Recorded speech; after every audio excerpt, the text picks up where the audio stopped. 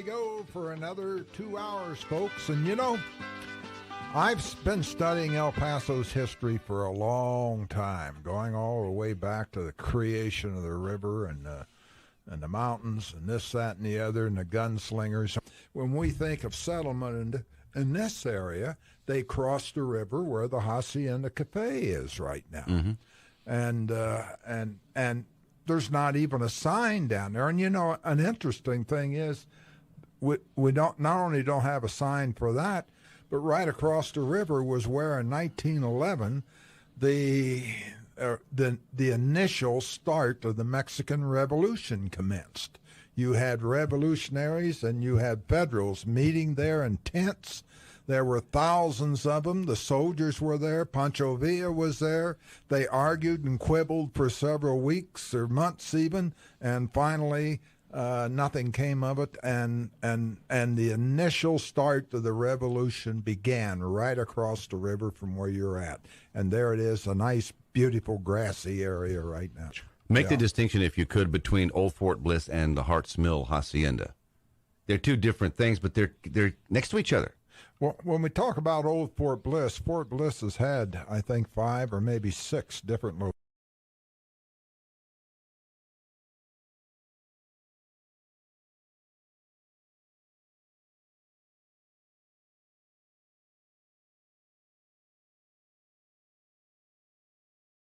We were fighting Indians, and as a result, and of course it was one reason Fort Bliss was there too, because this was a primary entrance out of Mexico coming into the United States, and one of the primary entrances for leaving the United States and going into Mexico. You know, there was a time that El Paso, in terms of history, and El Paso has some of the best history. In fact, I would call it the best history anywhere in the Southwest and essentially anywhere in the country. And yet, we don't display it. Downtown is a ghost town anymore. You see more people from Mexico coming over to shop than you do see El Pasoans down there. And yet, it's all ringing with history. So when we talk about the Hacienda Cafe, we can almost associate it with, or the Hacienda restaurant in that area there, we can almost associate it with downtown.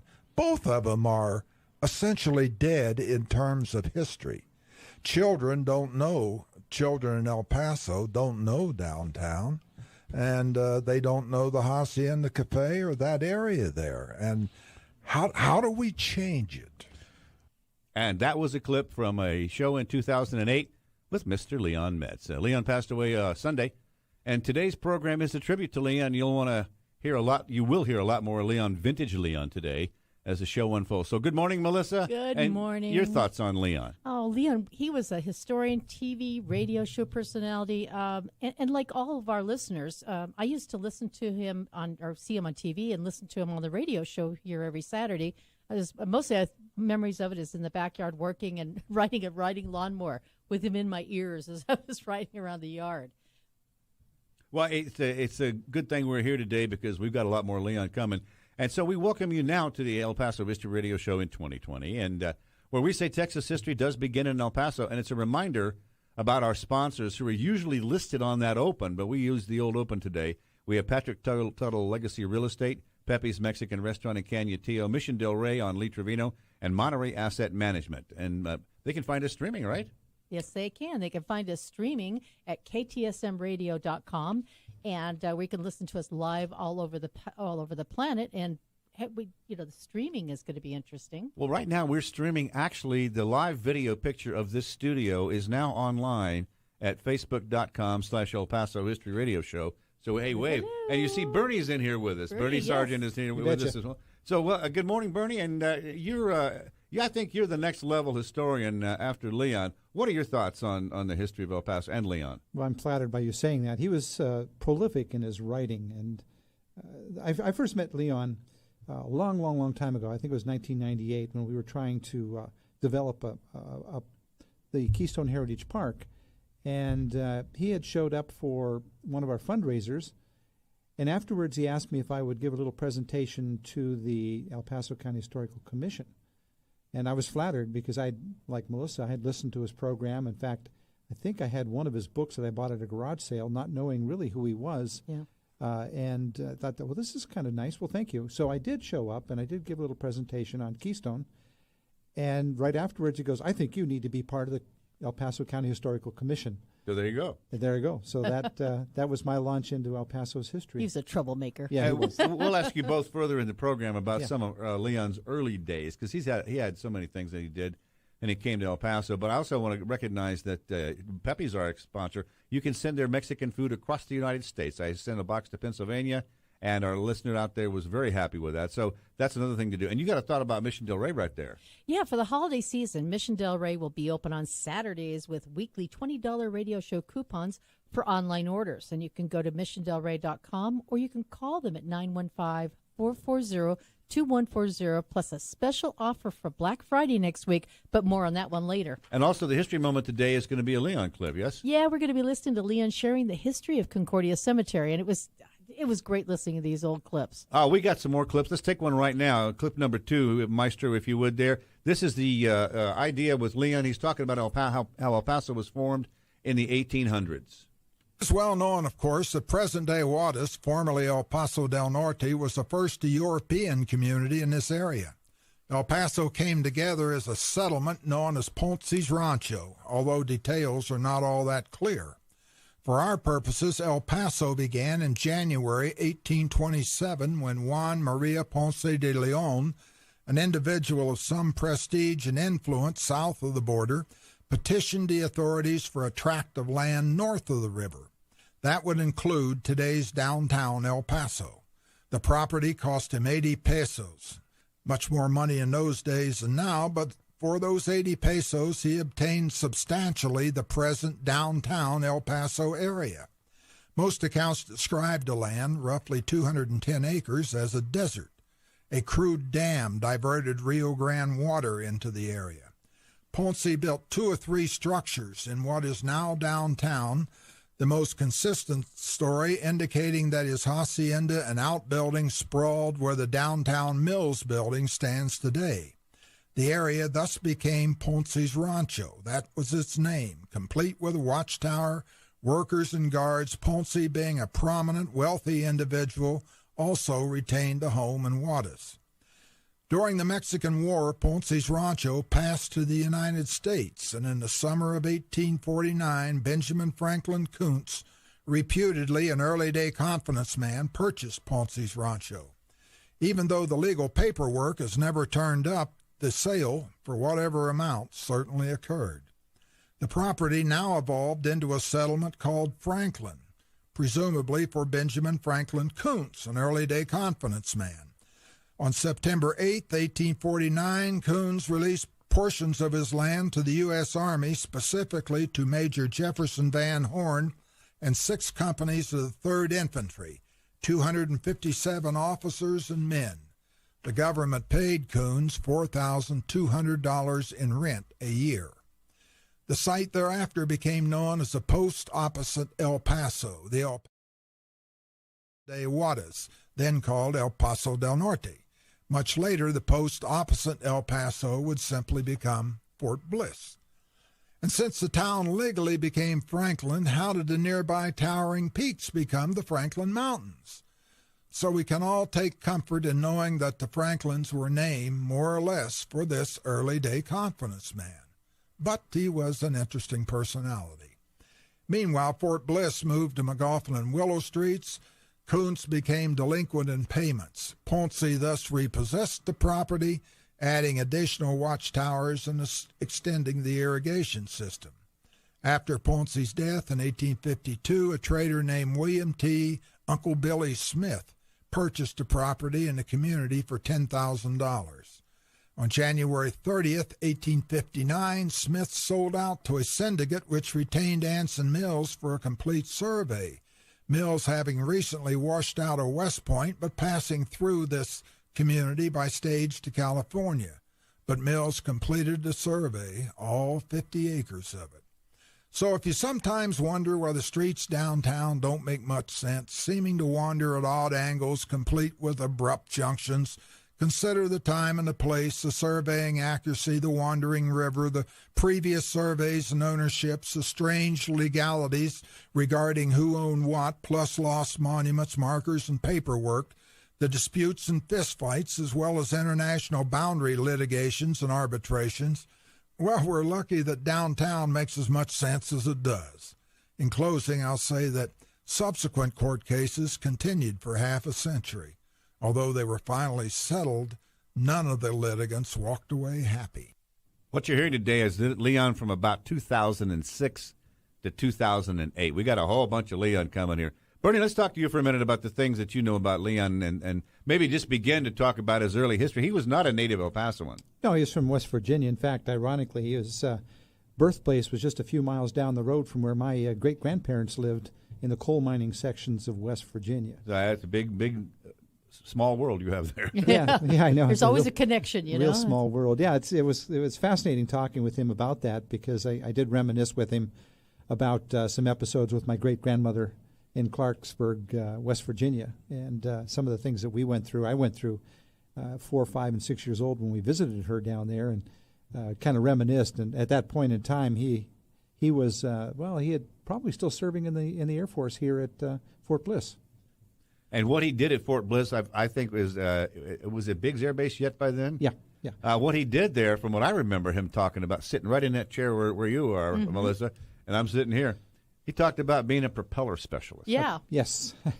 His specialty was propellers. And back in the early 50s, that would have made a big deal because you had the B-36 and several other items. After that, they turned into jets. Yeah. That was a monster aircraft. Oh, it was. And we had one hit the mountain here, I'm sure. Yes, we did, yeah. Leon commented on that. Well, it's interesting, though, because when he wanted to join the service, he went to the Army first, and he wanted to see the world. You know, he wanted to get out of his hometown. He wanted to go see the big world, and they were going to keep him somewhere in Kentucky or something. He's like, no. So that's why he switched over to the Air Force, and that's how he ended out west. Interesting, because he also had some ideas when he hit the Rio Grande, what he thought about that. We got to take a break here and come back in a minute. We have 16 people now joined us on the Facebook page. We're actually streaming this studio live this morning for the first time in a long time. Well, in fact, never. I don't think we've ever done this. No, that would be a long time. Yeah, it's the first time for us. And we've got 32, actually, that are watching the show right now. Hello, everyone. Say hello. Oh, camera over here. And we had 12,000 people. Actually, 12,645 people that were checking in on the page originally. On the Facebook page. Yeah, this is just great. And we're thinking seriously about doing a lot more streaming. And Andrew J. Polk, thank you, godly, in the control room there. Bless you, sir, for being who you are and knowing how to do this. We'll double his salary. We'll triple it. But the thing is, Andrew is also, Monday through Friday, he's a talk show host on Talk El Paso right here on 690 AM, and he does this all week. Yeah. So coming in here doing this is like, I'll flip some switches and put you guys on. He's our expert. We do appreciate that. All right, taking a break here. There's no phone calls at this time, but give us a comment on the Facebook page if you would. You can go to the Facebook page. We've got a lot of people, Vince Sanchez, who else Linda Osborne, a lot of others out there. So just give us a holler and we'll say hello back. Back in a moment.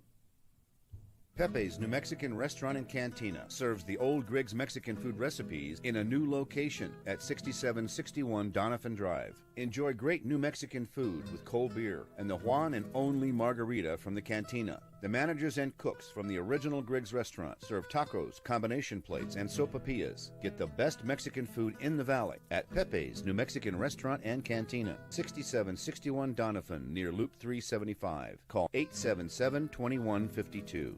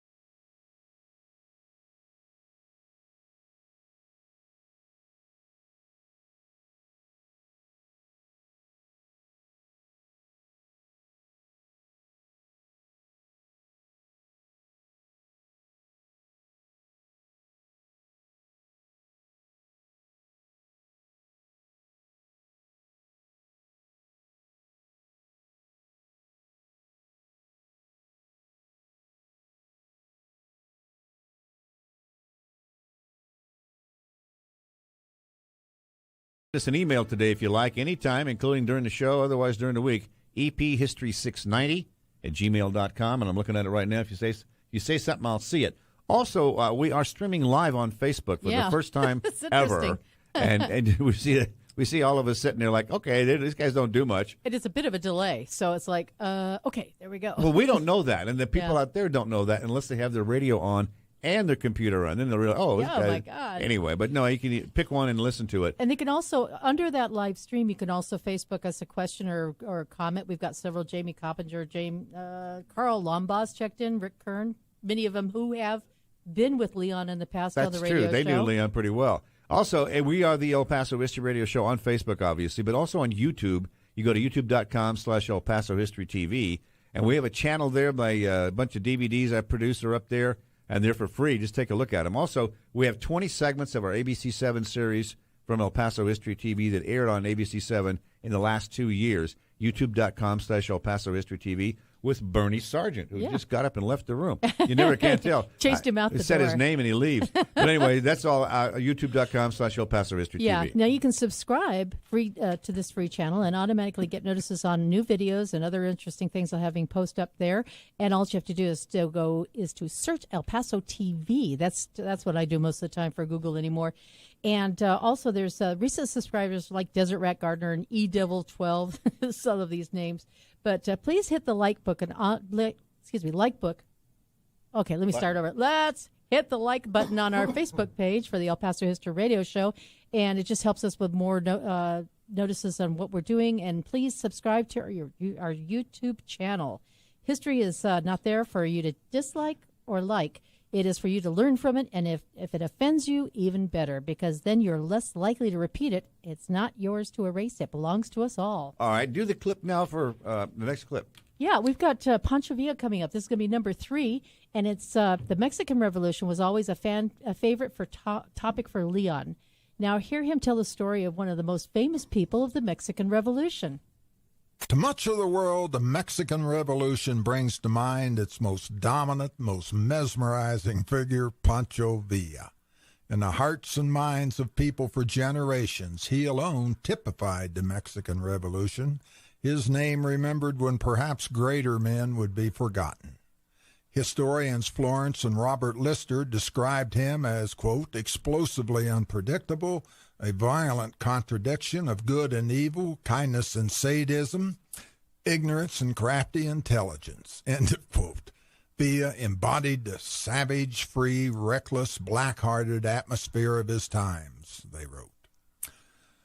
As from where he originated during the 1830s, an immigrant named Luis Ferman, a man of Jewish origin, an Austrian native of, I hope I do this right, Liechtenstein, immigrated to San Juan del Rio Durango, where he purchased property.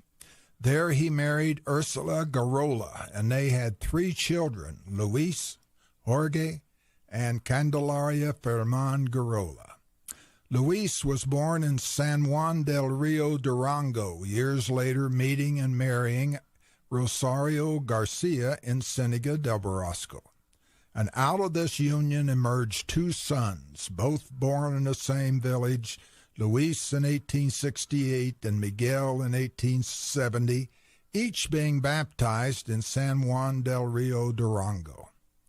During the 1870s, Luis Ferman Garola and a household maid, Michela Arambula, had an affair. On June 5, 1878, she gave birth to a son, a youngster baptized in the Church of San Francisco de Asís and named José Dorteo Arango. Therefore, José Dorteo Arango, historically known as Francisco Pancho Villa, was the illegitimate son of Luis Ferman Garola, a wealthy Mexican rancher, and Michela Arambula de Arango, the household maid. Villa's early life is obscure and unquestionably difficult. In 1899, at the age of 21, the authorities cited him for stealing burros, which of course had trade goods attached. Frederick Kotz, Villa's most thorough and dedicated biographer, described him during this period as a minor outlaw with nothing in his background to indicate greatness or any future at all except perhaps an early grave. Villa moved from theft of burros to armed robbery before spending 1902 in the Porfirian Army and then deserting.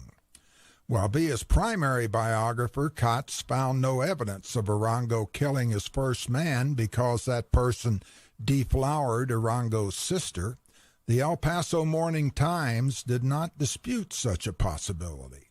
Such assaults were hardly uncommon.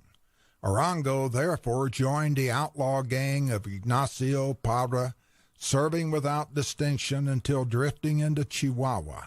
And there, for whatever reason, he became Francisco Villa. Kotz believes Pancho adopted the last name of his grandfather, Jesus Villa.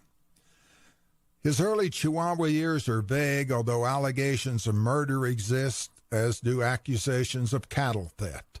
There are also first-person accounts written years later attesting to his integrity and leadership.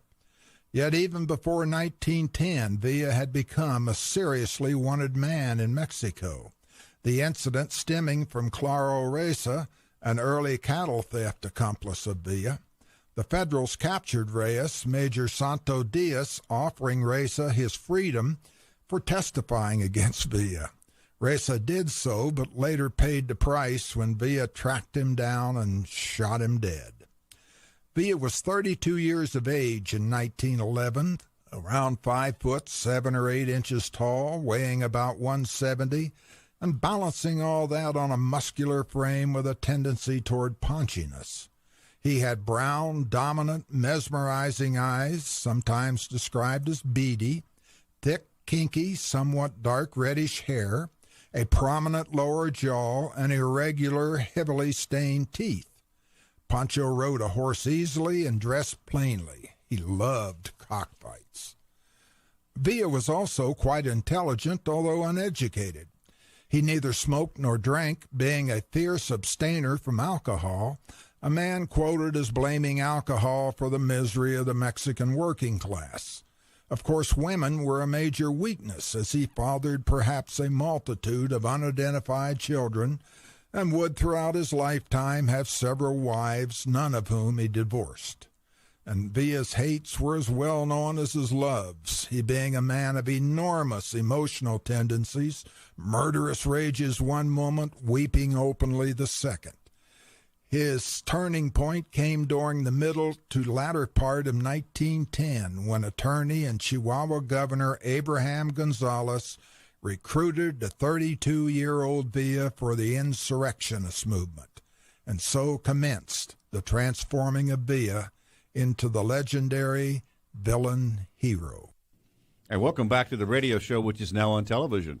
Yes. We are on Facebook Live Hi. today. If you want to take a look at the El Paso History Radio Show page on Facebook, there we are. It's not all that exciting, but it's just something we now know how to do because Andrew's here. Well, we kind of sort of like, hi. Thank you, Andrew. Appreciate that. What am I doing? And so you Yeah. can, but we think this may be part of our future, so we're going to do it today. Yeah, that We might got to be. take a break here. Any comments to put out before we go? Rod Linkus, as you know, we belong to Six Guns of Shady Ladies, but Rod Linkus was with the El Paso del Norte Pistoleros, and when they were active, and Leon was a member of that group also as an honorary member. I mean, you know, he loved the reenactors. I mean, that was his thing. We'll talk about some more of that after the break. And if you want to get a hold of us today, right now, get us send something to our page on Facebook, El Paso History Radio Show. Wow. We shall be back with Bernie Sargent talking about some of Leon's early history after this. Visit Mission Del Rey Southwest for a huge selection of El Paso souvenirs and gifts.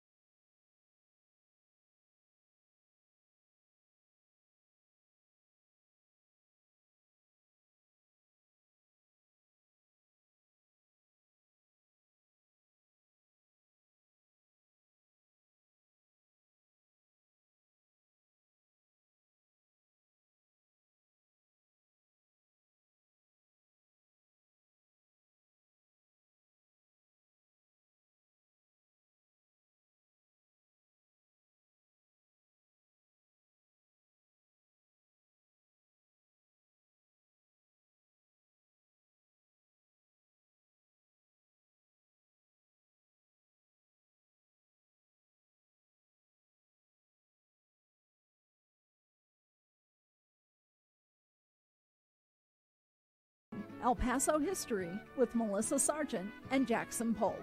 So, Melissa, what do you think happens when you call 588-1850? No idea. You get Patrick Tuttle's pocket. Call him up. He's a real estate guy. That's why I don't think about it. He is. You don't want to call his pocket? We could call his office instead. I'm not selling my house right now, but I do. Well, the thing is, he knows what he's doing with that. He also has rentals. Yes. And you can either rent your house through him or you can get a rental from him. Patrick Tuttle, Legacy Real Estate, 588-1850. Good guy to know. And if you have bad knees, he'll help you sell your old house with too many stairs. Try that on for size. That's the truth. And got Mission Del Rey specials coming up here. Yeah, Mission Del Rey souvenirs are stocked up for visitors and for the holiday season, and this includes their popular tie-dyed shirts and hoodies. Great stuff for visitors and gifts to send off to everybody across the U.S. Mission Del Rey Southwest will be open 9 a.m. to 5 p.m. Monday through Friday and Saturdays through December 31st. They'll be closed on New Year's Day, of course. On November 27th and 28th, Black Friday, and Mission Del Rey will have an offering of 20% off on their for their radio listeners. And just tell them that you heard about Mission Del Rey on the El Paso History Radio Show, and you'll get 20% discount when you check out. And that's in the store. But that's a Black Saturday, too. They're going to be open that same discount. Oh, Black Friday, yeah, and that's Saturday as well. Yeah. Go ahead. Well, I said the 27th, 28th, I jumped over that one. Okay, so for online shoppers, though, we still have the special Black Friday coupon, Black Friday, Saturday, Sunday coupons, which will run through the Sunday the 29th, where people can also use it there. Now, Mission Del Rey is located inside the Quadrant Business Center that is located at 1421 North Lee Trevino Drive, Suite A7. And you can also call them at 915-440-2140. And the other thing about that is the Black Friday code is Leon.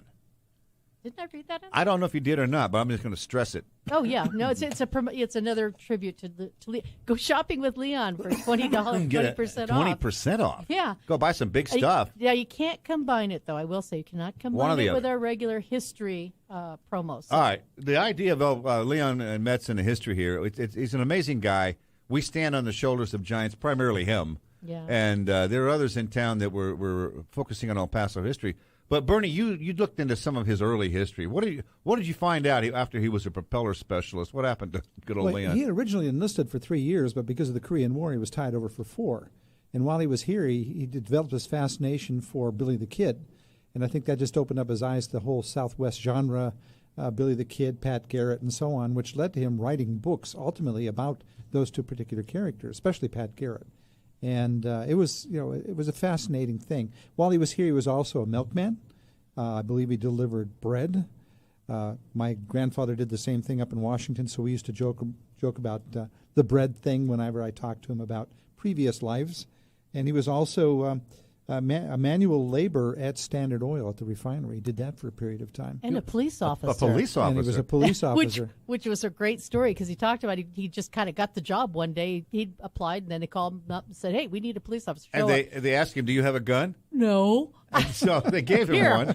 You got any bullets? Training. Yeah. So they opened up a drawer, found some bullets? Yeah.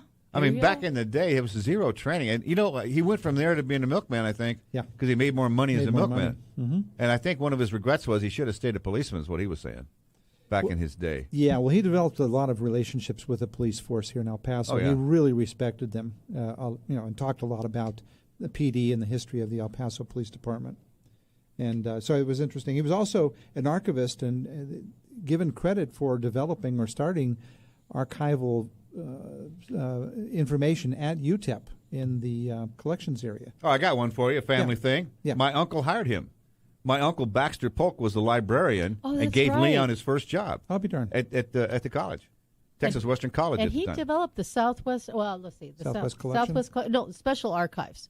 He had that special collection. That was his but Leon work. learned so much, he was saying, about being a researcher by going through that process. Yeah, exactly. And he walked out after he'd been hired. He'd ask somebody, what's an archivist? He had no idea what he'd just been hired for. Well, he's from West Virginia. But I think my uncle understood him fairly well. Anyway, so we keep going. Yeah, and he was also executive assistant to Mayor Tom Westfall back in the day, which is kind of an interesting story. I guess Tom Westfall must have liked history too. And there was so much El Paso history that was yet undiscovered. And that's one of the things that excites me about when I listen to his presentations. He was talking about Benjamin Franklin Coons. I did a lot of research into Benjamin Franklin Coons to see who was this guy all about. because at the time that Leon was doing most of his research, we didn't have the latitudes of going online and searching. They had to go to microfilm. If you've ever researched anything on microfilm, you go nuts. Your head goes swimming left, right, or up or down. Yeah, I mean, it's craziness. But now we have the advantages of using the computer, and it's a wonderful tool. And so things like that, little comments he would make about certain people in history, I really grabbed hold of some of those and started researching those so we could develop a complete dossier of information about Leon's subject matter. It's an interesting life there. Yeah. Well, shall we play another clip from Leon? Let's do that. We have him we now should. talking about migration. He is explaining how the where do I have it? Where's my migration here? The migration that Leon talked about was very interesting because he talks about people coming into it out of El Paso. So, Andrew, cut number 4. Take it up with Mr. Leon when you can. Both El Paso and Juarez became major international population dispersion points during the early 1900s, a period of great Mexican migration. Poor, transient migrants streamed north through Juarez and into El Paso, there existing no serious limitation on Mexican immigration, although with few records kept, the figures usually cited are anemic and useless. Workers poured north in hopes of finding employment that even by American standards tend to be demeaning, demanding, and low-paying. During those times, wages for Mexican agricultural workers averaged 36 cents a day. So labor agents literally fought for Mexican males. Workers who could be shanghaied off the international bridges hustled to the company-owned barracks and signed up. Fights between competing labor contractors occurred. On April 1st, 1910, the El Paso Morning Times, as it was called in those days, mentioned 1,500 Mexican laborers being shipped through El Paso to states as distant as Illinois and Nebraska. Reporters described them as, quote, being herded like cattle to the Union Depot, end of quote. Yet, despite sizable numbers, contractors had orders for 5,000 more. Interestingly, on September 9th, 1910, Antonio Ponce de Leon, the Juarez chief of police, warned that any American caught begging in Juarez or lying around the saloons would be put to work grading the streets. So although Mexican labor surged through El Paso undisturbed and unquestioned, such consideration did not apply to the Chinese. The Chinese Exclusion Act of the 1880s banned their entry into the United States, so they usually disembarked at Guaymas, Mexico, trudging overland to the Mexican Central Railroad. There they took passage to Juarez, acquired forged United States residence papers, and slipped north, hoping to avoid what were then called Chinese immigration agents, today's U.S. Border Patrol not yet having been implemented. One enforcement example occurred in mid-December 1910. Immigration officials arrested 2 Americans and 16 Chinese hiding in a hay-lined boxcar at Isleta, the hay stacked to resemble a full load. The human cargo huddled in the center, surrounded by water, ham, and potatoes, provisions for 15 days. So the Chinese, in terms of people crossing the border, were our first illegal aliens. Slipping into the United States, they usually first migrating legally to Mexico, then slipping north toward the international border where they crossed into what is now our country. In fact, if my information is correct, the U.S. Border Patrol was first known as Chinese immigration agents, if not formally, at least by common discourse. Restrictions against Mexican intrusions in those days were quite rare. Interestingly, if I've heard one, I've heard 100 stories of tunnels under the Rio Grande, or even from one house to another in certain parts of downtown. A possibility, although I tend to doubt it. Most authorities tend to equate these alleged tunnels with illegal Mexican intrusions, but if tunnels existed, in my judgment, they would have been useful primarily to the Chinese. However, I can't imagine either faction actually digging tunnels under the river. The river in those days really was a muy grande body of water. That's why it's called the Rio Grande, Great River. The great river, the Rio Grande, the great Leon Metz there. And we had a comment from Rod Linkus about phones. We're not taking phone calls this hour. take a look at Facebook and give us a comment there. We're talking about, Bernie, you said there may be a memorial one day to Leon. Yeah, when things open up because of the COVID, we're talking about having a grand memorial for him. We'll do a show then about and take calls from people. That would be fun to do. I think that would be a good time for a much it. better thing. Yeah, Yeah. It's just we got so a lot much going on here. There's so many people he influenced and so many people he had impact on. I think it would behoove us to share that. Oh, yeah. It's not my show, but I'm just Yeah. suggesting. No, it's a good idea. But also, some people are getting to hear him for the first time. His voice In 12 years. Yeah, 12 years. So I think this is fantastic. We had a comment from somebody. Let's see, Jason Kagan. He said, did Leon write anything about the Big Bend area? He probably did in the book The Border, but we don't have that handy to look at. Right. But it may be in there. Well, and he wrote several articles, too, for magazines. So it's very possible. I mean, you can't keep track of everything that he wrote and did. Yeah. All right, we'll take a break and come back in a minute. We got more Leon after this. Many retired El Paso area homeowners don't know where to begin when it comes to downsizing and selling their home. Patrick Tuttle and his Legacy Home team follow a proven process to help retired homeowners sell faster and for more money. Call Patrick Tuttle at 915-588-1850 today and get your home sold faster and for more money. That's Patrick Tuttle at 915-588-1850. Call him today. As a marketer, you want to reach everyone.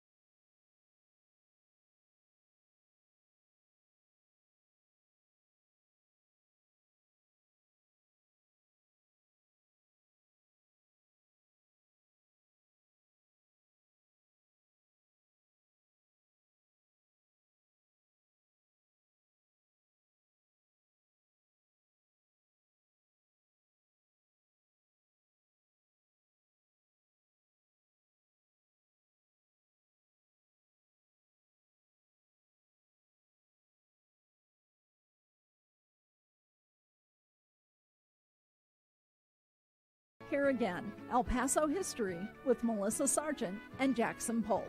We are live on Facebook today for the first time ever. Take a look at us on El Paso History Radio Show. Bernie's here, Melissa's here, I'm here, and we're also on the radio show. Actually, we already are. Yes. In 690. The main stable. Well, we do have a quick clip here to run about the Bendal Yeah, Saloon. Leon thought he really liked Bendal. He says he was not only one of the first mayors of El Paso, but he was one of the most interesting. So I think this clip will tell us a little bit more. The name Ben Dowell won't ring bells in the minds of most El Pasoans. To my knowledge, no street bears his name, and only one presumable monument is Dowell School. But he was El Paso's first mayor. Judging by his only known photo or painting of a photo, he would have been a slender individual with an inquisitive face plus white hair and goatee, the latter being likened by his daughter to corn silk. One would guess him to be about average height, born in Kentucky in 1818. The Mexican War broke out when he was 27, he and other Mexican soldiers being captured in Saltillo and imprisoned in Mexico City. That's where his hair reportedly turned white. But it was also where he learned to speak Spanish. Anyway, the war ended in 1847 when General Winfield Scott captured the Mexican capital. 2 years later, Dowell wandered west with other 49ers, but along the way abandoned his dreams of California gold.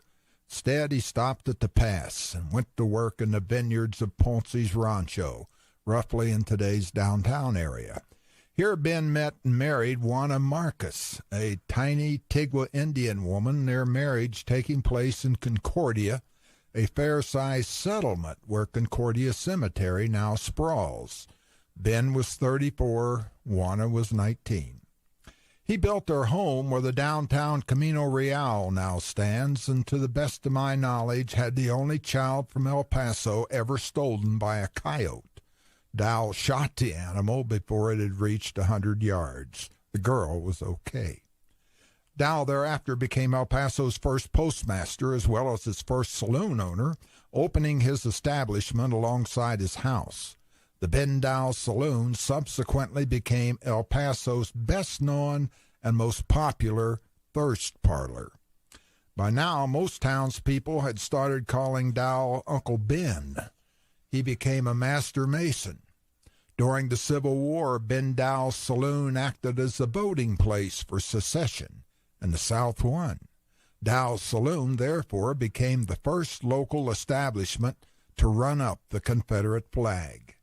However, all that ended when the Union Army arrived, the subsequent occupation forcing Dowell and his family to spend much of the Civil War residing in Juarez, in those days the town being called El Paso del Norte. Meanwhile, Dowell's brother Nim, N-I-M, had chosen to support the Union. He died in a battle. Upon leaving Mexico and returning to El Paso at war's end, Dowell took the oath of allegiance, at the time reopening his saloon. He also acquired a horse named Kit, the animal winning practically every race in town. In those days, the local racetrack was what we now call Overland Street. On May 27, 1873, the state legislature incorporated El Paso. An initial city election following on August 12th, El Paso's 125 qualified voters electing Ben Dowell as the city's first mayor. Ben went quickly to work, pushing through the city's first ordinance, one forbidding residents from bathing in irrigation ditches. Thus, El Paso homeowners started down that dreadful road of acquiring bathtubs. Otherwise, council members often lacked decorum in those days, so the rules were whatever worked. 3 aldermen thus resigned within a month. The remaining one was found to be unqualified. Otherwise, ordinances forbade such sins as swearing in a saloon, stealing a neighbor's property, firing a weapon in the city, and playing marbles for keeps. But in early November, Ben Dowell spent an entire night shoring up an irrigation ditch, and that proved too much. He died of pneumonia a few days later on November 8th. Former El Paso's Mayor Ben Dowell was buried in Concordia's Masonic Cemetery. Got a lot more Leon next hour, and who's been listening now on Facebook? Oh, my gosh. Let's see. Let me scroll down here. We've had Michael Parra, who is listening from Dallas. Howdy. Howdy. And you got Gloria Pena. You got, let's see, we've got Vince Sanchez, Rodriguez. Oh, tons of people. We've got over 24 so far that have liked it. 180 people 25 have been reached for this page. So it's like This is interesting. Here's what we're doing. It's a bit confusing, but it's we're on interesting. 690 AM as we always are, but we've also today for the first time streamed the show live on Facebook, El Paso History Radio Show. So if you want to see what we look like, not that that's a big selling point here. Hide my face. But we're here, and our thanks to Andrew J. Polk for putting this all together. I do appreciate that. And we are 6 feet apart. And that's just it. right. We're socially distancing. That's right. Bernie's over there in the orange mic. I'm on the other orange mic. You got no soccer on your mic. It's just life in the fast Yeah, lane. I know. But second hour, Mine's we're going to COVID-free. start the top of the second hour with more Leon instead of a history moment. So that's another thing to realize. We're going to do an awful lot of stuff like that today. The rest of the show, pretty much a lot of Leon clips and things of that nature. So don't forget to take a look at us on Facebook. On Facebook, We're the not El Paso History Radio Show Facebook We're page. not taking the phone calls today because we think too many people would have too many things to say. We're going to do another show in the future where we do nothing but having people doing their comments on the phone to us if they wish, or on Facebook. Then we'll have to get to that. And next week will be Thanksgiving. We do have a show that Saturday. We are going to talk about Father Pinto and his history, but also there's now come along, and we'll tell you more about that second hour, there's now come along a fundraiser to create a fund to fix the building down there at Sacred Heart Church.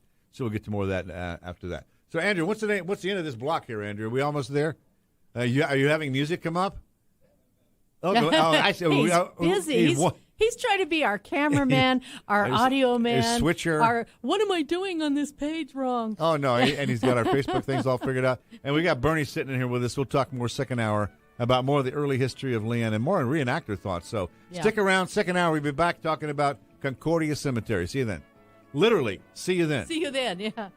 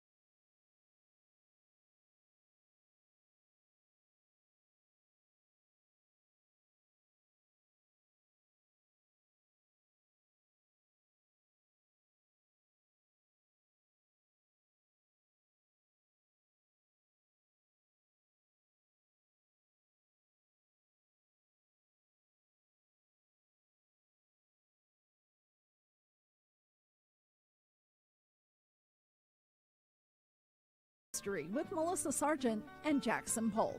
Okay, we normally start hour 2 of the El Paso History Show with an El Paso History Moment. Today, and it's produced by Melissa Sargent on a given day, but today we got something special, and you're going to introduce now a clip, another clip from Leon, this time about Concordia Cemetery. Yes, I am, and it's in honor of Leon Metz. We're replacing my weekly history moment with his clip, this clip of Leon talking about one of El Paso's most visited and famous historic sites, Concordia Cemetery. Most of us today, when we think of Concordia Cemetery, we tend to think of gunfighter John Wesley Hardin. And let's face it, even if he is presently under a cage, Hardin draws visitors to Concordia from all over the world. I personally average 1 to 2 phone calls per week from residents or out-of-towners asking how they can find him. And I just say take the Yandle Street entrance and look for that big cage.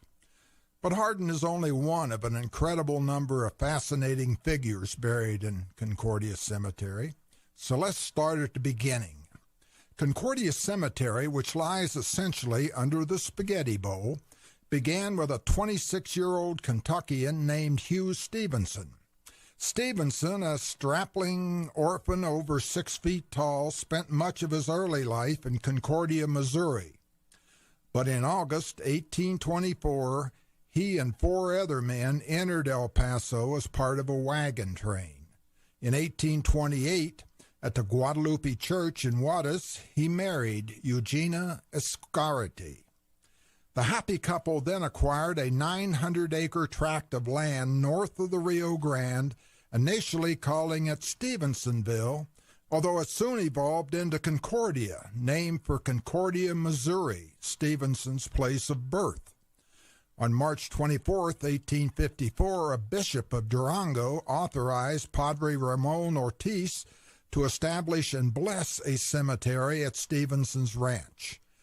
Thus, today's cemetery began as San Jose de Concordia del Alto, a humble beginning for what would later become the largest cemetery in El Paso.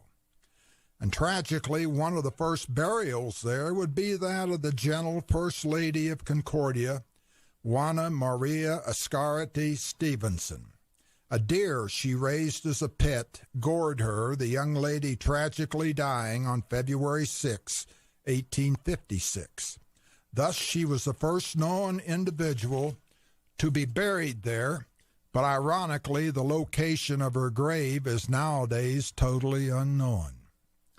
In 1865, a flood washed away Fort Bliss, and it shifted briefly to the Concordia property. When Fort Bliss moved again, Concordia remained as an attractive burial site. In those days, the flowers were everywhere, similar to the poppies often seen on government land in northeast El Paso. So today, what started as a private family cemetery over time became a conglomerate of private and public cemeteries.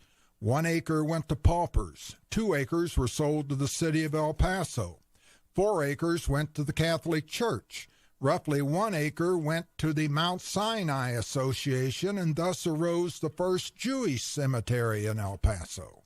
1 acre or so went to the Masonic Lodge, another to the Oddfellows, and another to Li Ching Chong, representing the Chinese community. El Paso today has one of the few unique Chinese communities anywhere in the country, and almost no one locally even realizes it is there. In passing by the cemetery, one would think that only the very poor and unknown are buried there, but Concordia contains several El Paso mayors, county judges, towering religious figures, newspaper editors, at least a handful of Mexican revolutionaries, as well as a dozen or more Texas Rangers and U.S. Marshals. The world's tallest man, El Paso and Jake Ehrlich, is buried there. So is Moses Carson, a brother to Kit Carson, the two being in the Masonic section. And John Wesley Hardin isn't the only gunslinger in Concordia. Constable John Selman, who killed Hardin, is also in Concordia, although the 2 men now lie half a graveyard apart. A section also exists for the Buffalo Soldiers, black men who largely won the West. So the great, the in-great, and the near-great are all there. There's even a spot waiting for me, although I am not anxiously anticipating filling it. But while one might think that with so many obscure and unmarked graves in Concordia, how do you know who is who? Well, the record usually exists, and the Concordia Association is listed in the telephone directory, and it's always looking for members. Otherwise, come on out today. Take the Concordia tour, watch the shootouts, tune into your history, and stay as long as you like. Yandell Street is the only entrance, the admission fee being modest, every dime going to cemetery upkeep. Children are welcome too. I'll see you there, so please stop me and let's shake hands. Or if you would like, we can even exchange a few hugs. Oh, my goodness. That's Leon, and he's there now. I know. Leon was laid to rest last Thursday in Concordia Cemetery, and he's now amongst all the famous gunfighters and lawmen and notorious and not-so-notorious citizens he wrote or talked about in El Paso and in the region, actually, all the way in Mexico and into New Mexico. And he was, like I said, he was a pivotal force along with other people founding the Concordia Heritage Association to protect and preserve Concordia Cemetery. And again, another people we need to be talking about is preserving and protecting our history is Barbara Given-Baney. BGB. At Facebook, yes. Remember her Facebook page, Remember in El Paso Win.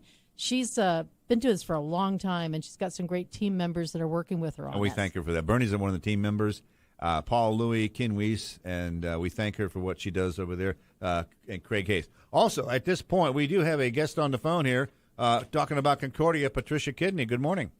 Good morning, everyone. This Hello. is such a pleasure and such an honor to talk about Leon today. Isn't it interesting to hear him again on this radio show? Oh, yeah. After all these years. When you hear that discussion about Concordia and all of the folks there, and then he brought in so eloquently his Concordia heritage and asking for volunteers. And that's exactly that type of plea is what caused me to respond in 1992. Oh. Yeah. And so you've been doing that for quite a while. You're the president of the El Paso, the Concordia Heritage Association in El Paso. And we thank you for what you do. You keep a lot of things going over there. It's always an adventure. She's carrying the legacy. Carrying legacy. What are your thoughts? Take a minute and talk about Leon as a person and as a historian.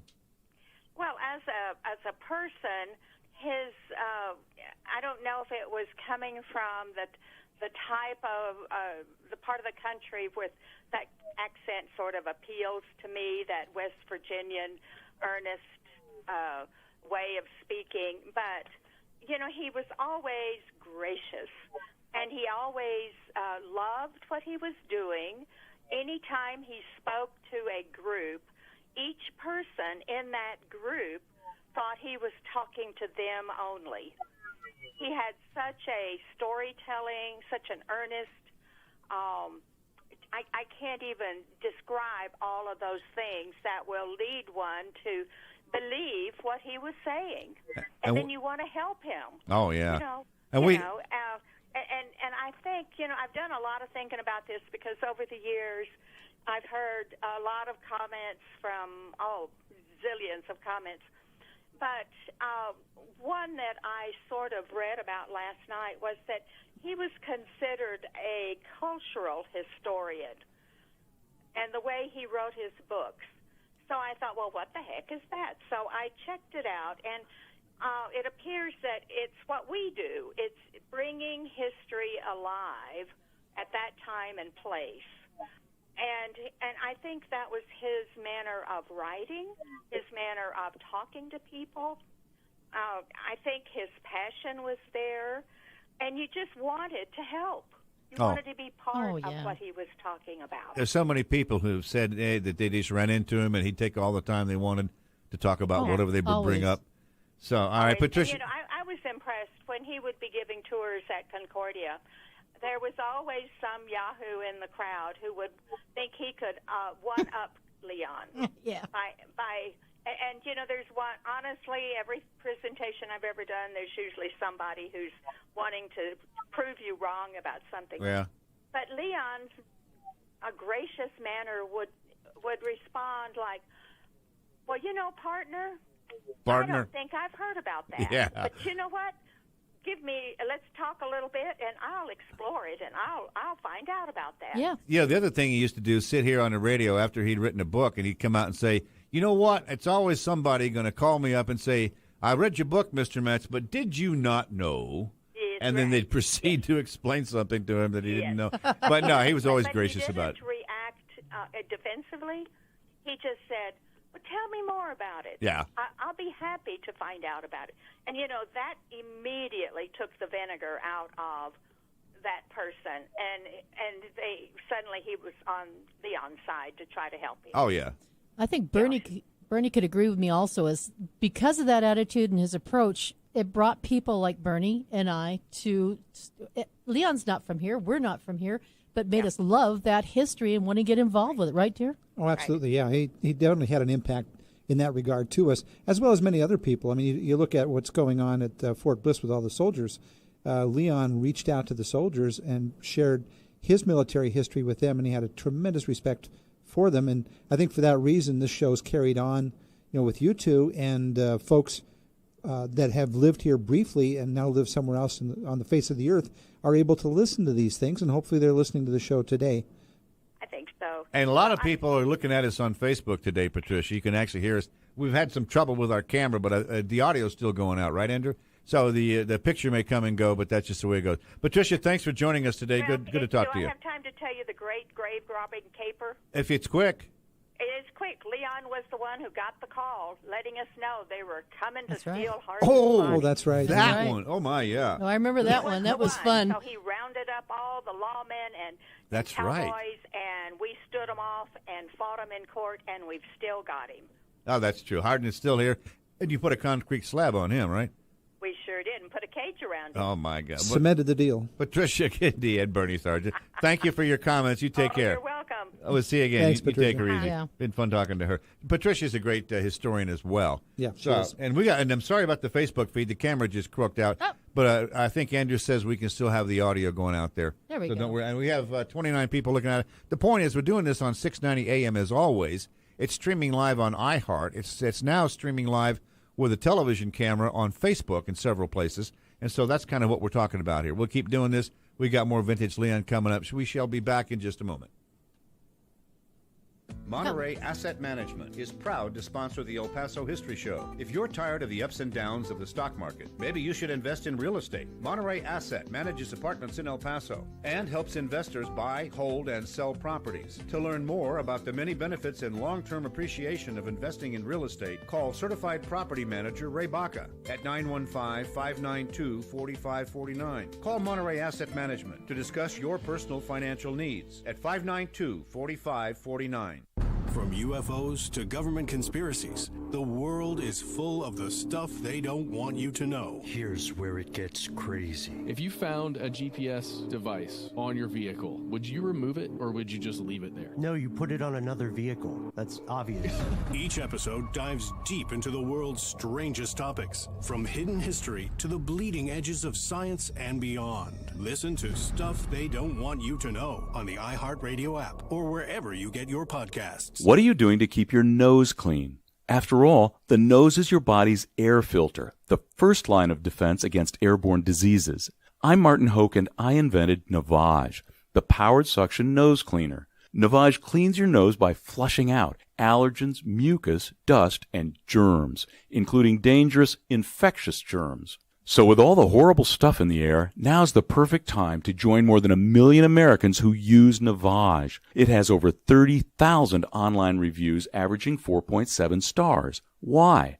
Because Navage is easy to use. It's inexpensive, all-natural, drug-free, and safe, and most important, it works. Think about it. You wash your hands every day. Maybe it's time to clean your nose, too.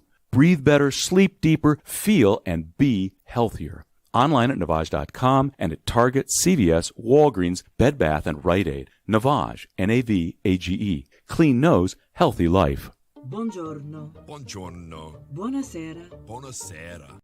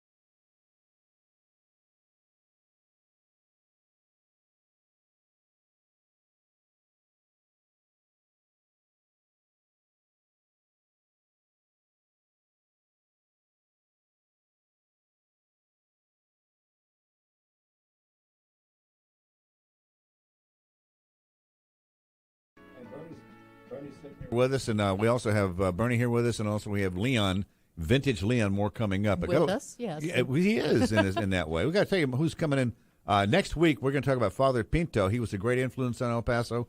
Starting in the 1890s, he established many of the Catholic churches here. He is also buried at Concordia Cemetery. We'll hear about him from San Lazario historian Sam Sanchez Sr., and plus, another thing has happened since we booked Sam. The Sacred Heart Church was founded by Father Pinto, is now about to be renovated with help from the diocese, as well as Max Grossman, the historian, is a co-chair on that project. We'll hear some about that. On December 5th, our topic is the two Texas state historic sites in El Paso County. Do you know what they are, Melissa?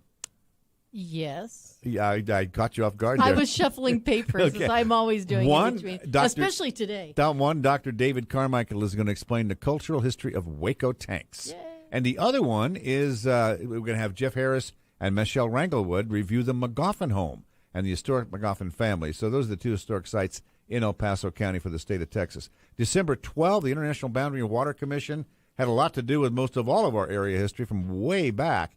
And we're going to hear that explained by Mark Howe, current IBWC Cultural Resource Specialist, and Gabe Duran, who was a retired IBWC employee. Those guys were on here before, explained the whole thing, and we decided that's about 5 years ago. Let's get them back in here. Yeah. So I know in December 19th, I want to thank Hal Marcus for graciously, he should have been on today, but since we had the Leon event occur, he agreed to move him to December 19th. Topic, an early El Paso artist, and our guest is Hal Marcus talking about the early El Paso artist.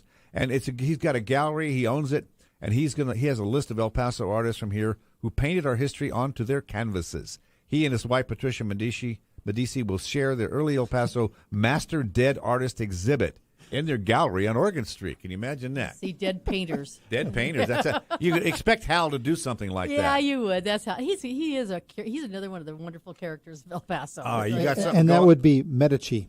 Medici. That's her last name. Medici? No, Medici. Medici. We'll just call her Patricia. Patricia, that'll work. Patricia M. She'll show up. I got another clip ready. You got something you want to do? Yeah. Well, I was just going to talk about McGoffin. We're still not sure McGoffin Home or where they're at right now, but give them a call at 533-5147, especially if you got people coming in from out of town. Oh, did I say that? So give them a call or connect with them at their visitmcgoffinhome.com Facebook page. All right, Andrew got a clip here from Flo. Flotel came in and recorded with us, and we're going to talk about Leon Metz on the radio and his early. How did he get on the radio? He was the founder of this radio show that we're on right now. It first aired as the Leon Metz Show back in the mid-'90s. So then we moved it into the El Paso History Radio Show in about 2011. Yeah. And here is a woman who helped Leon get into radio. When we talk about Leon Metz's early career in radio, we think of also someone who was there, Flo Toll. Flo, good morning. Good morning, Jackson. Thank you for having me. Indeed. Thank you for coming in to comment on Leon. What do you think about Leon as an historian, and what do you think about him as a radio guy? You know, I think the world is a much sadder place today. Leon was number one, and anybody I think who ever met him knew that he was just a really great guy. He was good for the radio, but what he really excelled at was history and verifying his facts and making sure that he had the story right and that he was accurate. So much of history depends on what people recall, and he was really careful about verifying it and confirming.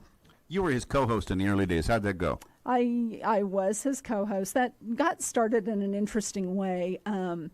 Richard Pearson, who was the general manager of all three of the KTSM stations at the time, decided he wanted to do a radio show in the afternoon. And so I think that was from 3 to 4. I'm not positive. I've slept since then. But we started, and he kind of had a different focus for every day. And that went along for a while, and Leon was one of the days. History was one of the days. So that was really Richard that got that started. Do you remember roughly what year that was? I want to say 93. Okay. And then somewhere along the way, Richard was a busy guy. Karen Pearson and I did that together a few times. And it just kind of morphed into just being Leon on one afternoon a week. But Leon wasn't a broadcaster, and I was willing, so I got to. And I will always be grateful for that experience because he was so good. he taught me a lot about history, even though towards the end, and I think we wrapped up in 97, you could already tell that there was maybe some memory loss there, but I'd go in with a topic. I'd usually look at his books and pick a topic for the day and kind of get him started talking about it. And once he got started talking about it, he was clear as a bell. He remembered everything, and we just had a great time, and people loved him. He was a great guy. His book Chronicles came out in 93, I think it was. Okay. Or ended in 93 anyway. And that kind of was what I used to do with him on the radio. He'd bring a book in, and I'd say, Leon, pick a story. He'd open up to any page and just start talking. Yeah. And it was amazing to watch him and listen to him and be across the table from him. And it was such a learning experience for me because I didn't know El Paso history. I'm a typical went to school here, didn't learn anything. Yeah. You're probably the same. And listening to him and tell stories was just fabulous. So today on the radio show, we've got a bunch of his stories, as you may have heard a couple of them. We've got more to come. But the idea about Leon Metz being on the radio, we went through, I think it was November of 2011 with him. Yeah. And it was a fabulous experience for me to learn the history sitting across from him. And I guess it was the same for you. Yeah, absolutely. Absolutely. I had, like you just said, I had no idea. And, I think maybe you have to be mature enough to understand history. Teaching it in school is a great thing, don't get me wrong. But to really grasp it, you probably need to be more of an adult. And it was the first time I really paid attention. And being a native El Pasoan, he's still this nice man from West Virginia taught me a whole lot about our city and the Southwest and the people in it. Well, another matter there is that when you have a teacher who just kind of gives you facts and then you have a test on it, that's one thing. Yeah. But Leon was a storyteller. Exactly. And that was the beauty of Leon. He could do any kind of story all across the board and made sense out of it. So that was how I looked at Leon. Was a good mentor for history, but also a good guy just to know and to work with. And I guess that's maybe where you are. Absolutely. 100% agree. Thank you for being here. Thank you, Jackson. Radio's been fun. I got to tell you, Bill Toll and Flo Toll both helped us get this going here back in the day. It was Charlie Russell who called me up and said, hey, can you come in and help Leon? He's telling stories, but he's telling so many stories he won't go to commercial. Yeah. And Charlie hired me in 1969 to do radio back then. So I came back home, and Charlie said, hey, can you come back and do – I said, I can do this. And so that's how I got into this. Yeah, and also Melissa Kerr, who was, of course, on KTSM, she remarked to me about Leon. She always remembers she would work with him to do some of those little quick weekend promos, and how it brought it right back to me, is he'd lean back in a chair, put his hands behind his head, and then he'd tell his story or his tidbit or whatever. And, I picture him that way all the time. And he's truly missed. Caught me up with that one. So. And we have some more comments on Facebook. Can you pick a couple out of there? Let's see. Great tributes. We've got Michael Smith. Jeez, you was talking about Charlie Russell? Let's see. We've got and we're streaming, my gosh, all kinds of stuff. We're streaming this show today with one camera live on Facebook, and of course the audio goes with it. Again, thanks to Andrew J. Polk in there, who's engineering this whole mess. Because I just look at it and say, how do you do that? I don't know. But he's got it put out there for us. Normally on 690 AM and streaming on iHeartMedia, which we're doing audio only. Yeah. But this is video television going out there on our Facebook page, El Paso History Radio Show. So take a crazy. Take a look at us if you can stand it. And it's starting great conversations between people. It's not only they're commenting on the show, but they're commenting with each other. You got Linda Osborne's talking about it. Gloria Pena's going back and forth with Ray and Rod Linkus. It's funny. It's like, and Raimundo Baco has checked in. He just heard his commercial. He's thrilled. Hey. Good for him. He's our Monterey asset manager. Oh, we need to take a break, come back, and do a little more of this. We got to come back later and tell you about El Paso Inc., right? That's right. Fair enough. And how do they find us today on the history page? Well, they can go to the El Paso History Radio Show Facebook page, and you can click there, and it'll pop right up when you're on our page to see the live show link. And also you can go to KTSMradio.com, and you can see us on the live radio Facebook page there, too. There we are. Back in a moment. El Paso History TV is now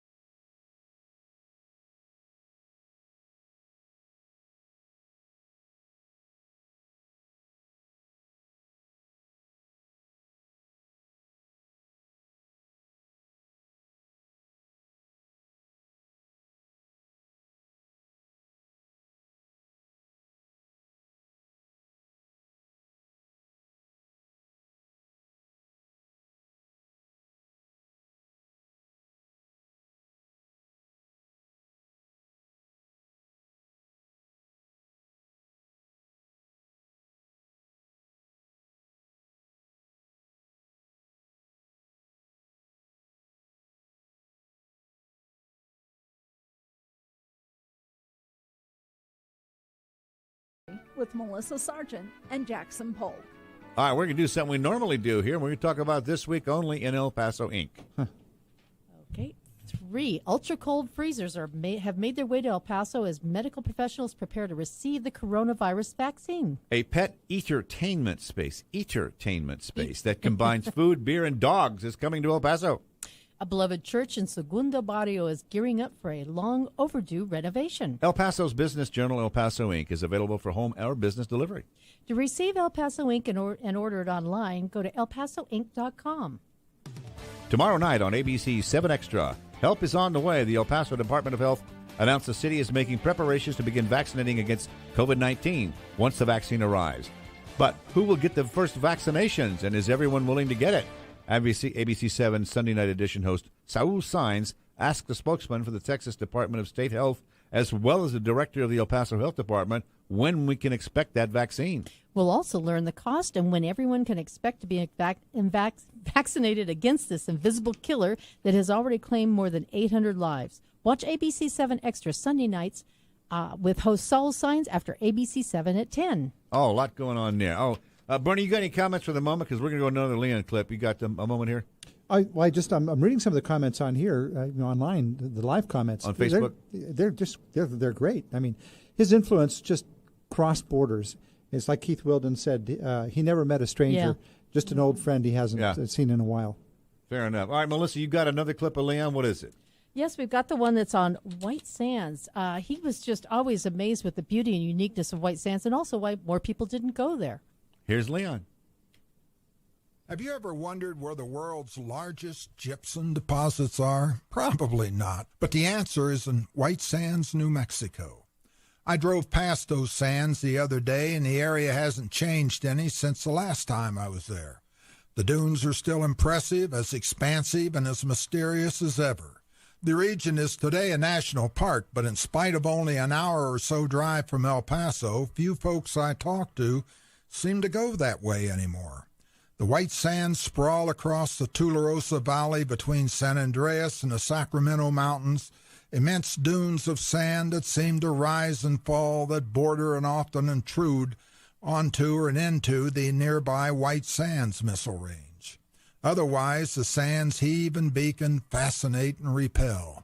Sometimes they make your mouth dry just looking at them, even though groundwater usually lies just a few feet below. Not that anyone would want to drink it. Several mysterious murders have occurred in and near the sands, among them the still unsolved slaying of Colonel Albert Jennings Fountain and his 8-year-old son Henry. Any rate, Albert Fountain was a New Yorker who had come west with General Carleton's California column in 1862. Although most folks usually refer to him as Colonel, his Civil War and Indian fighting service had been brief. So for a while he practiced law in El Paso, then moved to Mesilla, where he defended Billy the Kid, who was charged with murder. Fountain did his best, but the judge and jury still thought Billy should hang.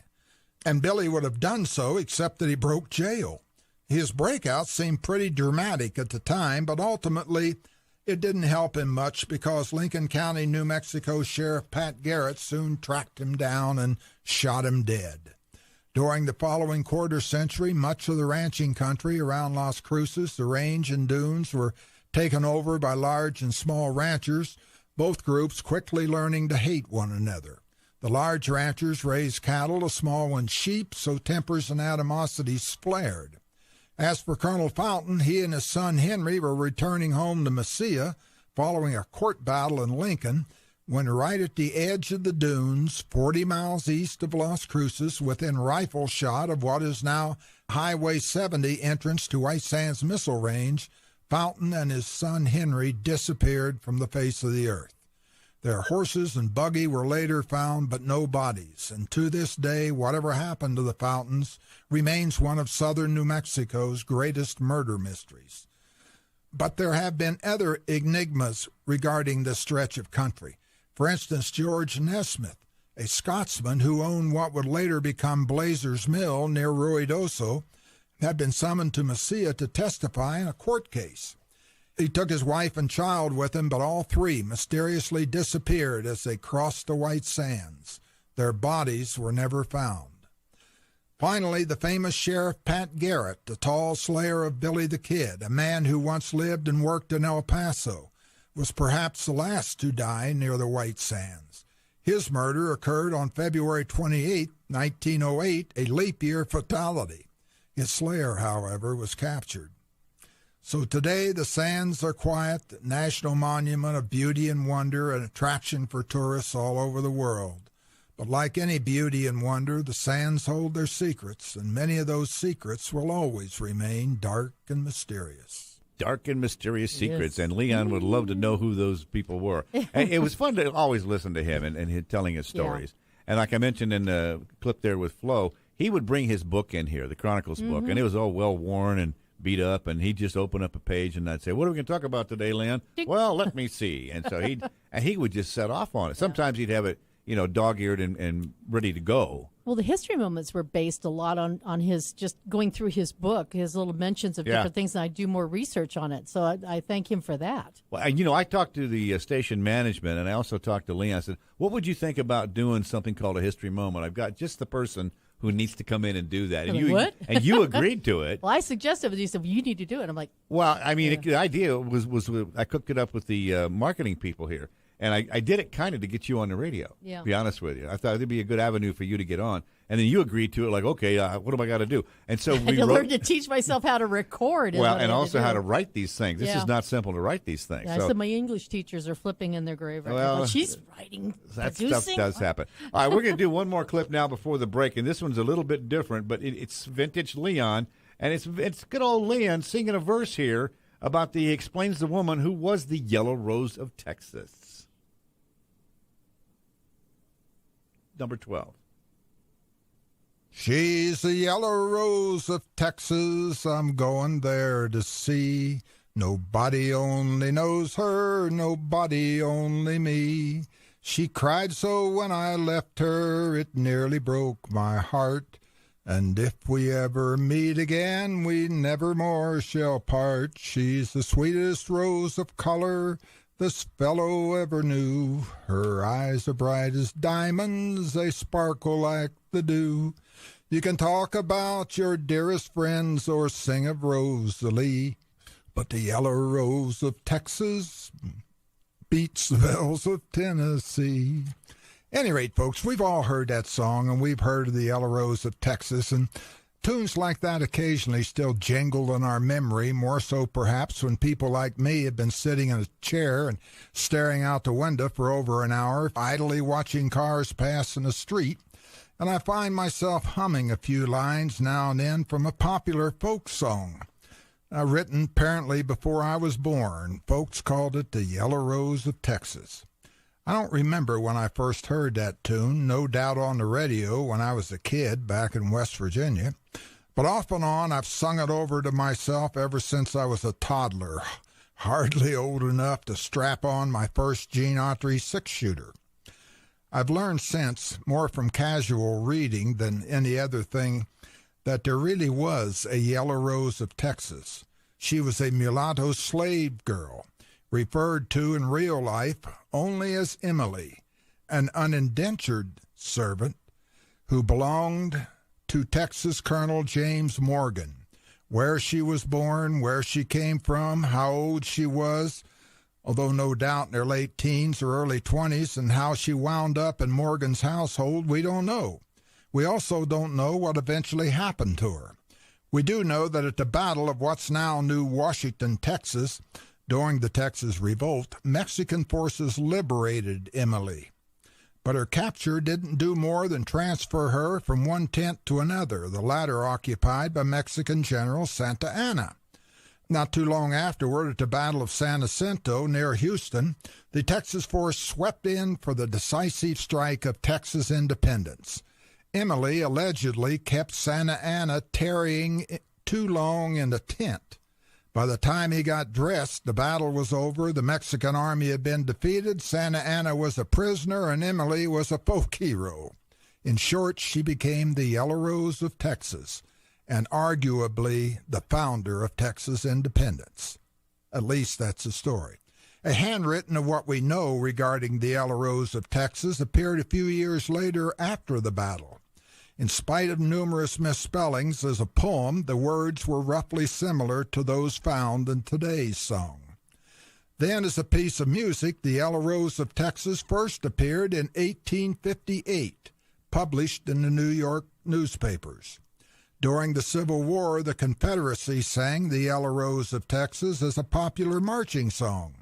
Some of the words have evolved, of course. The politicians incorrectly phrase, "She's the sweetest rose of color this darky ever knew," became, "She's the sweetest rose of color this soldier ever knew." Today, the verse is usually sung, "She's the sweetest rose of color this fellow ever knew." And of course, because of dialect, country boys like me with a great deal of twang in their voices sang it as the Yaller Rose of Texas. Nowadays, as nationally popular songs go, Old-Timey Rose of Texas, plus other long-forgotten tunes such as The Arkansas Traveler and Turkey in the Straw, have all gradually faded into yesterday's consciousness. Today's discussion is about over. Now there's only next week to worry about. Maybe I'll stare out the window again and idly sing a few phrases from something else and then start putting it all together. Oh, my goodness. That's just Listen to incredible. him sing. Amazing. You have people looking at it on Facebook right now? Real quick, I want Rick Clark jumped on, Beatty Burdett, Ray Sanchez, and I have to make a real quick comment on Mr. Parras in Dallas. He's just grabbed his Turning Points book and is from Leon, and he's going to start reading it again. So that's what we want to do. We want to stimulate that conversation. We have 39 people looking at us live on Facebook. We're streaming it with one camera today. Thank you, Andrew J. Polk, for being Mr. Engineer in there. And we've got this going out on Facebook. Looks like we may need to do this again from time to time, if not all the time. But in the meantime, we're on 690, of course, as always, and iHeartRadio streaming live across the country. But today, live across the country and across the planet, right here in that little tiny camera right over there. There we go. Going out on Facebook. So, yeah, good to see you, too. And we'll be back in just a moment with a little bit more. Pepe's New Mexican Restaurant and Cantina serves the old Griggs Mexican food recipes in a new location at 6761 Doniphan Drive. Enjoy great New Mexican food with cold beer and the one and only margarita from the cantina. The managers and cooks from the original Griggs restaurant serve tacos, combination plates, and sopapillas. Get the best Mexican food in the valley at Pepe's New Mexican Restaurant and Cantina, 6761 Doniphan, near Loop 375. Call 877-2152. Find new special buys of the day every day on the Home Depot.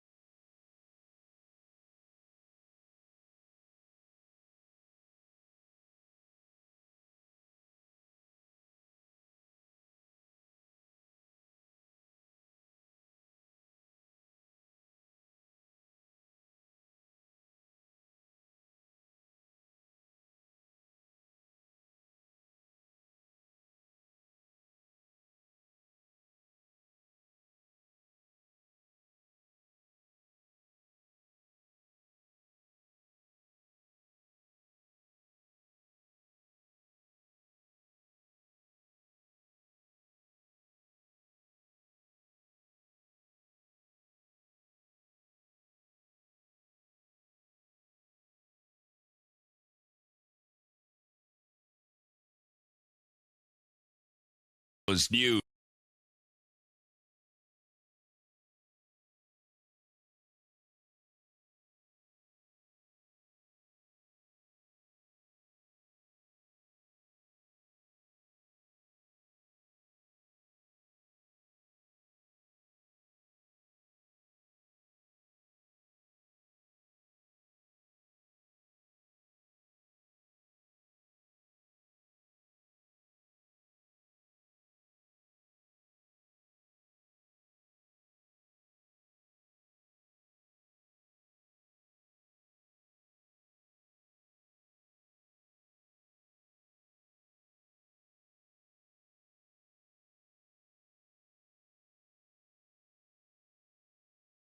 more clip here, and then Bernie's got a comment at the end of that. But then we're going to do something interesting toward the close. But in the meantime, what is that clip we have here? We've got the Oregon mountains. What is that? But what it basically, Leon loved hiking the mountains, but he never really got a chance to hike the ones in the Mexico. Or I don't believe he did go up into the Oregon mountains, but it was just it's another fascinating history moment I think we need to hear. Here's Leon. At one time or another, I've climbed all over the Franklin Mountains, and yet there are two distinct chains of mountains I've never touched. One is the Juarez Mountains, directly south across the Rio Grande. To my mind, and a lot of authorities snicker when I say this, they are the end of the Sierra Madres in Mexico, whereas the Franklins are the beginning of the Rocky Mountains in the United States. I guess it's a matter of perspective. But the mountains I'm focusing on today are the Oregons, near Las Cruces and Mesilla, New Mexico. In many respects, these being the highest, most complicated, and awesome range of mountains in this vicinity. So while all our mountains are remarkable landmarks, the Oregons in particular have fascinated me the most. Although I've never attempted to climb the Oregon Mountains, anyway, these giants date back to around 200 million years ago, back to a period when the land was low and seas covered the region, the water and the shifting, changing earth creating sedimentary rocks such as limestone, the deposits sometimes reaching thousands of feet thick.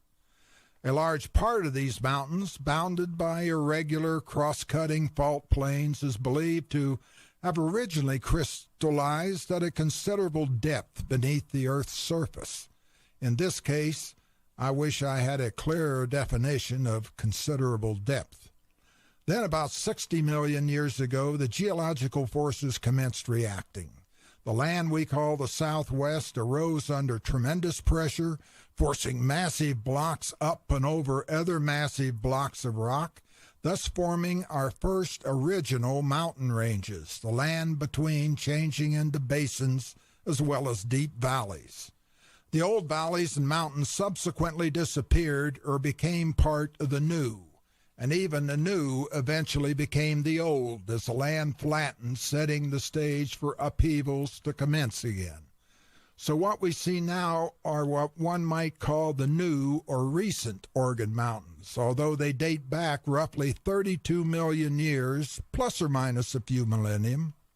Way back then, a molten body of rock lying at great depth tended to heave up against the top layers, often ejecting great quantities of additional rock, lava, and ash, perhaps covering an area of 100 square miles, extending downward thousands of feet.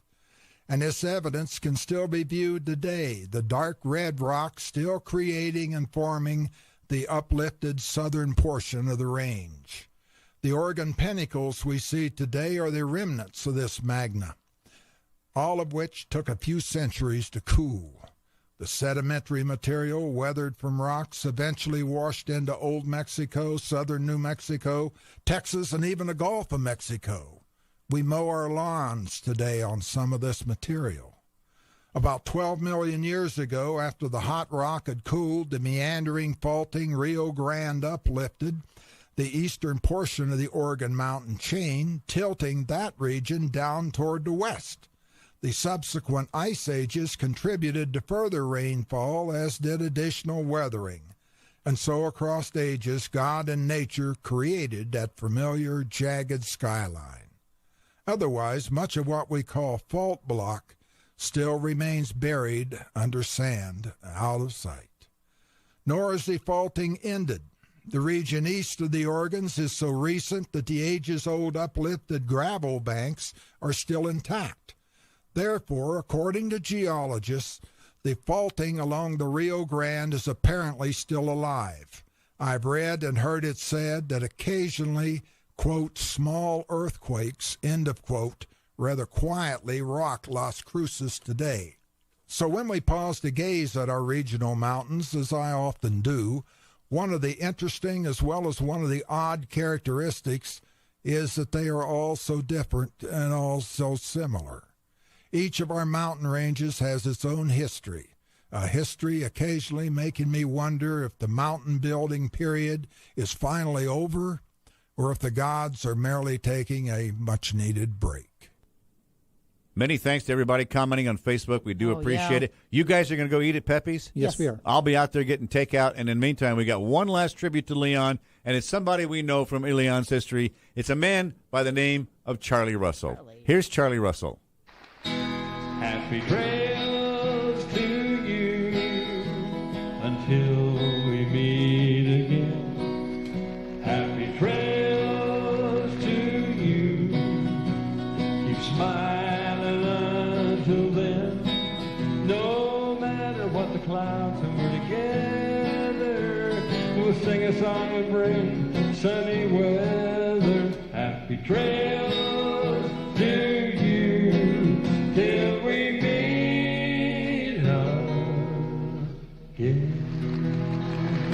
One last thought from Bernie Sargent as we leave. We send our wishes and prayers to Cheryl, his wife of 50 years, his 3 sons, 6 grandchildren, and 5 great-grandchildren.